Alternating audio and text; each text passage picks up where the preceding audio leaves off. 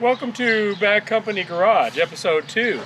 On this episode, we will find out what other projects we have in store. Come with me.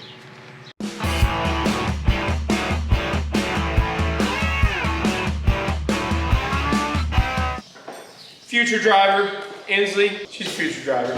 All right, on the previous episode, we called out for people to come and figure out some sort of a design for paint on the Bad Company boat. And my own cousin, Maggie, came up with a few designs that I'm going to discuss with Dylan right now. Come here, Dylan. Check this shit out. So this is the first one. That's the second one. That's the third one.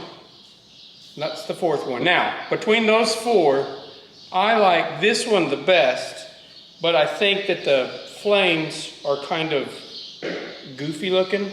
You know what I mean? That's a nice way to put it. Yeah, so I'm thinking they need to be shrunk down a little bit. Be more like this, right? Like just in the front half of the boat instead of, and then be more like realistic looking, like not fire, but flames. You know what I'm saying? What do you think? I think it's very interesting. Are you liking any of that? I like that. Just yeah, with the flame. So yeah, out of all the pictures, I like the first one the best. But just needed to adjust the flame somehow. And then the colors don't have to be perfect.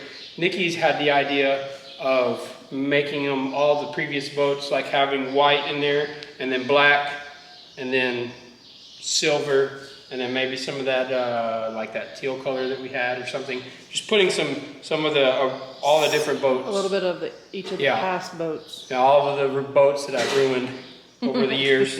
And then this is the side profile she just sent me. And I kind of really like it. I kind of like that flame right there. I like the big 099, and I like the stripes down the side. I don't know if this design actually goes with the top design, but that's interesting, right? I mean, that's pretty hot. it's a lot going on. It is busy, but I kind of like it. What do you think, cameraman? I don't know. It's kind of got me all tingly on the inside.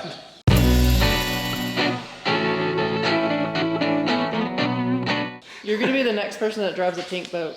Yes. All the little kids are gonna be like, "Do you drive the pink boat?" Okay. With that being said, do we want to kind of go look around at things that we might want to work on in episodes? Yes. All right. Walk this way. 20 of those. I don't have these lights on. Welcome to the dungeon. We call this shop the Dirt Floor shop because it used to. Oh no, the lights don't work. We're screwed. Open the door. Okay, because it used to be the dirt floor. And the doors don't open.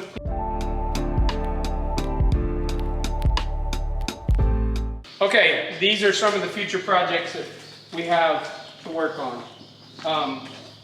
We have a 2005 Chevrolet Corvette that is my sister's that I enjoy driving, and I broke it. So the clutch is messed up in it. So we're gonna have to figure out how to replace the clutch in this car. And from what I've been told by YouTube and my best friend Thomas is the whole rear end has to come out. To fix the clutch? To fix the clutch. You know, a normal car has a transmission that you pull out and then you can get to the clutch and the rear end stays in. Well, in this particular car, the transmission is part of the rear end. And there's what they call a torque tube that goes from the rear end to the engine. And that whole assembly has to come out. So this is going to be very exploratory work, and we'll probably have a few cuss words along the way. And then behind that is my dad's 65 Chevrolet pickup truck. He had one of these when he was younger, and he bought one a few years ago. He was in the process of restoring this, and then I met my lovely wife, Nikki, and we haven't been back on it. So, at some point we'll get to this. This one just basically needs to be cleaned up, and we're gonna put a new bed on it because this bed's all beat to crap and it's full of rust and Bondo. You can see. It's Oh, hey, pretty Jimmy. nasty. And so it runs, or did run. So we're gonna have to make sure it'll run again. Probably clean out the fuel system, put new spark plugs and whatnot in there, and make it run. And then I want to fully restore the inside and put a nice paint job on it.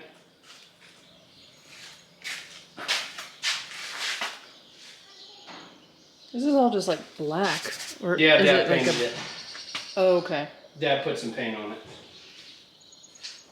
Because he was in the process of restoring it, and in this process, while he was restoring it, he was getting out some of the rust and dents. And so he put paint on it just to keep it from rusting more. But we never got around to the, you can see this side of the bed is pretty bad too. It's got a huge dent in it, and I don't think it's worth restoring, so we're just gonna buy a new bed. And the whole inside, this is supposed to be wood floors, and it's some kind of nasty metal that the previous owner had in it. And so it weighs 5,000 pounds and it's just ugly. So we're gonna, at some point, buy a new bed.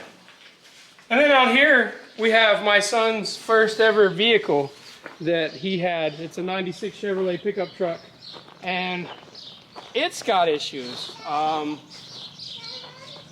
Don't really know exactly what it is. I took it to a guy to have it put on the computer, and he seems to think that there's some sort of a ground issue.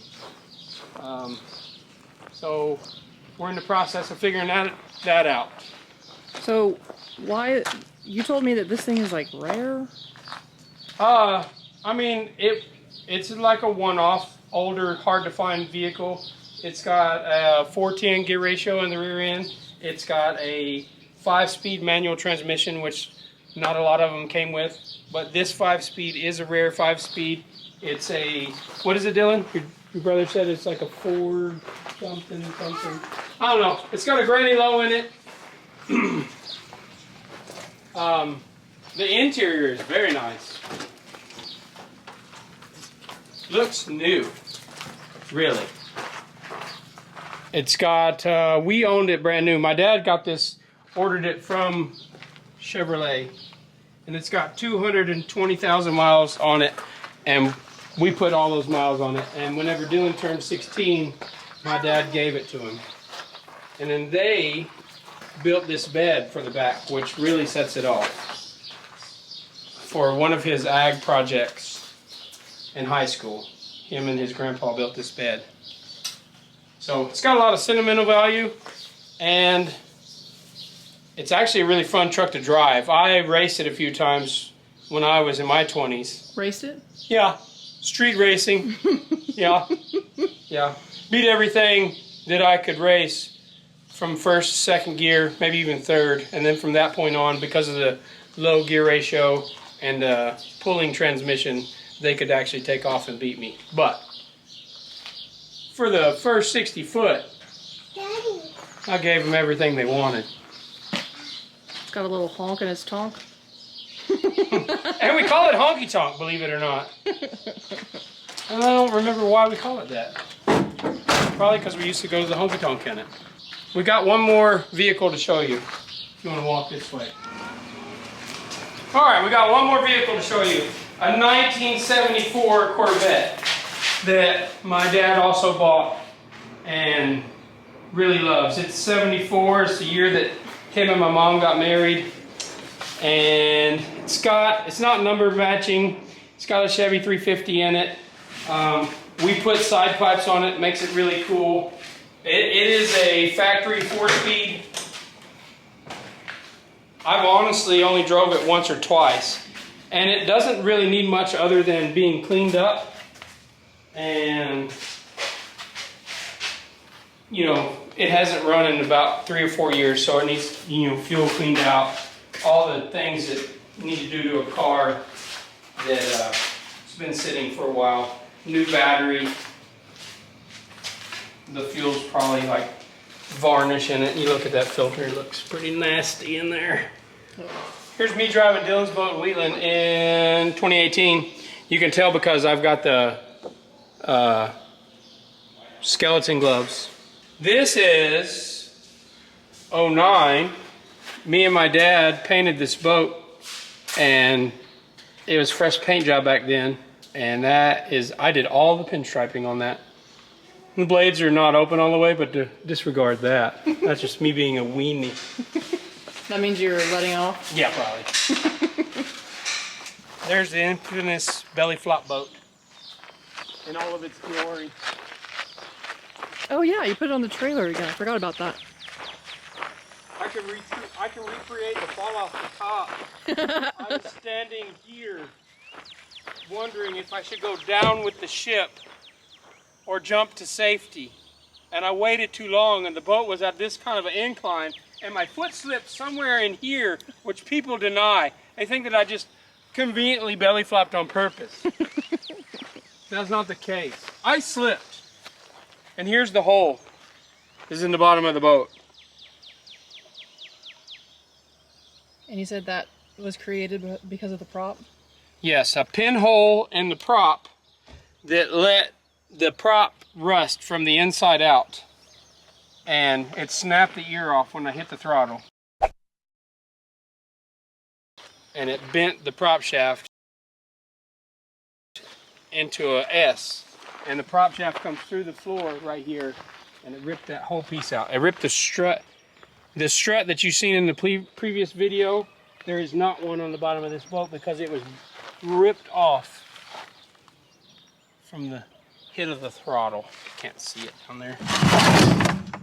You can see where it's kind of, see how these bolts are broke through. Okay, so I wanted to go through a little demonstration about checking a propeller. We talked about the whole boat and the propeller braking and whatnot. And so what we do on a normal basis after a run in alcohol flat and also on Dylan's boat is we check the propeller. So these propellers are made by an actual human, and it starts with 3 pieces of metal. This barrel is a piece, this blade is a piece, this blade is a piece, and it's welded together on either side of the barrel. You can't see it because they do an absolutely fabulous job of shaping it to work great. And we're not necessarily checking their welds for brake. What we're checking for is flex in the propeller whenever it's trying to load and unload whenever you're hitting the throttle. So the most common place for these things to break is right, believe it or not, is right after the weld. Because of the stress that is put on it from welding, it kind of weakens, I guess you could say, the outer part. So first thing we do is we take WD-40, we spray on it, because WD-40 helps prevent rust, right? So Styx does this after every run? Yes, he does it on the bottom of the boat. So we go through there and we sand it just to get some of the water imperfections out of it, right? So that we're not getting false readings on the actual die check process, right? So we're just taking a Scotch-Brite and we're sanding just so y'all know, this is an old prop that has already failed, so it's going to show a crack in it. But I'm using it as demonstration so that you can see a prop fail. And so it's old, it hasn't been used in a while, so it's quite dirty. So it's not going to look the same as a propeller that we would use. We would not let it look this terrible. So we clean off the WD-40. Okay. Good and clean. Use lots of brake clean to clean it off. And then you want it to dry. So we're going to go ahead and take a couple of lube shop towels, and we're going to dry this off as good as we can. We want to get off any chemicals. The reason we use brake clean is because it dries really fast. You can probably use an oil-based solvent, but it takes forever for that oil-based solvent to dry out. So this brake clean is really fast acting. Next step is to spray on the dye penetrant. You want to show it to the camera? Well, it's all rusty and beat to shit, but this is used in any weld process. On any welder goes through die check process to see if their welds are holding up. So this is what we use. You can buy this at your local welding supply house, okay? So we're gonna spray it. It's a very beautiful color, but it gets on everything. So you just wanna try to stay back as much as you can. Just shooting this on here. It's a very pretty red color. I really, really, really enjoy the color, you know? It reminds me of my friend Ronnie. We used to call him Red Light Ronnie. Ronnie Hayes from Oklahoma. And this is... Shout out to Ronnie. May your red light name never cease to stay with you. Okay, and then you gotta let that dry. After letting it dry for 10 to 12 minutes, it is time to spray off the dye, because it is, if there is a crack, it will be soaked into the propeller and there will be no denying that there is a crack. But you never want to spray the brake clean right on the stuff, because it could get in there and skew your results by spraying out some of that crack. For the most part, if you have a big crack, it's going to show up no matter what, but you want as true a reading as you can possibly get, right? So we're just going to go through here and we're going to wipe off all the red residue. So we don't want to pick up any extra red if we don't have to. Okay, so you just lightly wipe it off. You're not scrubbing it, you're not trying to clean it, you're just wiping off extra red penetrant so that you can get down to the nuts and bolts of the issue, if you have one. So had y'all done this, so when you sunk, y'all weren't doing this stuff? We were doing this. Like I said earlier, is it was a pinhole and not a crack. So we developed a pinhole in our propeller. And we seen it, we noticed it, we looked at it, we determined it was just a pinhole, and we shrugged it off. Well, that was a mistake on our part, because the pinhole led to water getting inside of maybe an imperfect weld and let it rust from the inside out. So just imagine one of these little dots that you may see on here that's maybe a pit, that being over here in this area right here, and it was actually a pinhole. Like we stuck a prick in there and was able to prick the gross. We were able to prick it, and we just assumed it was a pinhole. We blew it off, and that was our mistake. That was definitely. How long did it take to go from pinhole to rust on the inside? Like how many laps did it go? I don't remember. That was several years ago, like 12 years ago. So I'm not sure exactly how long we knew about the pinhole before the actual break happened, but I don't think it was very long. And then when we pulled the boat out of the water and we looked at the prop, what was left of it, we had one ear on, one ear off, which caused a huge vibration and ended up bending this prop shaft that caused all the damage. And you could see in that brake, fresh brake, which was like new metal, like shiny silvery metal, and then you could see rusty metal, which is like metal that has been broken or had already given up and was letting rust get in there. If you let one of these propellers just sit out in the normal atmosphere without some sort of a coating on it, like some sort of WD-40 or grease on it, it will rust almost immediately, because it's just raw metal. So it was rusting from the inside out. The next step in the process is putting the developer on there, which is it's a white kind of paint, see-through paint. Can we see I wouldn't say it was paint. And it sprays on there and it highlights the red from that, because it's going to contrast from. Oh, so we can see all the imperfections. Yeah.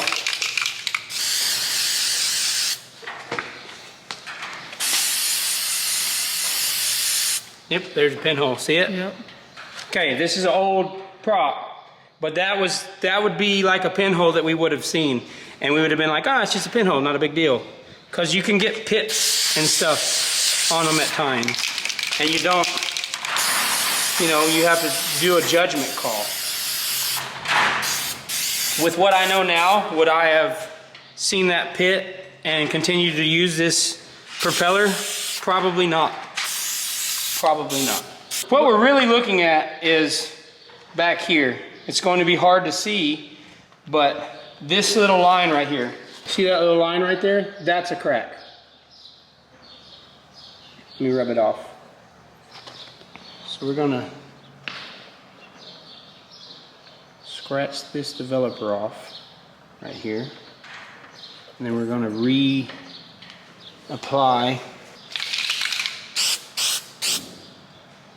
And it's gonna show back up. Oh, there it goes, you see it? It's showing back up. You see the line? The line is starting to show back up. So that lets you know that it is a crack because I scratched it off and I put the new stuff on there and it's for sure a crack. Now, this is an old propeller like I said, and I'm just doing this particular deal so y'all can see what we should have done with the pinhole. And maybe I would still have that old faithful boat that I had before.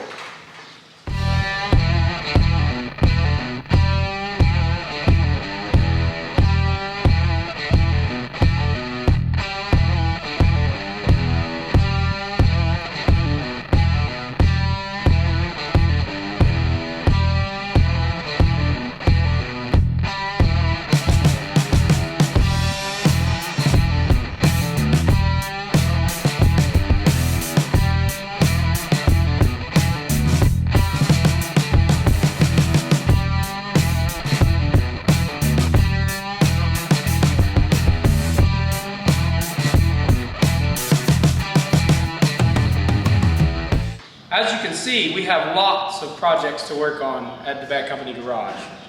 I think what we picked for our first project is my sister's 05 Corvette, and we are gonna bring it into the shop, put it on the lift here, and pull the clutch out of it and see what I did to break it. I'm pretty sure it's just something to do with the throwout bearing, but we're probably gonna change the clutch, flywheel, pressure plate, throwout bearing, all to try to remedy my mess up. And eventually sell it, right? Oh yeah, all this to sell. We've had our fun with this Corvette. My cousin ran it through the back of a garage. I broke a clutch in it. You know, lots of fun, lots of ha-has, and it's time to move on. All right, with all that being said, hit that like and bell button. And if you want to be bad like me, subscribe to Bad Company Garage. See you at the next one.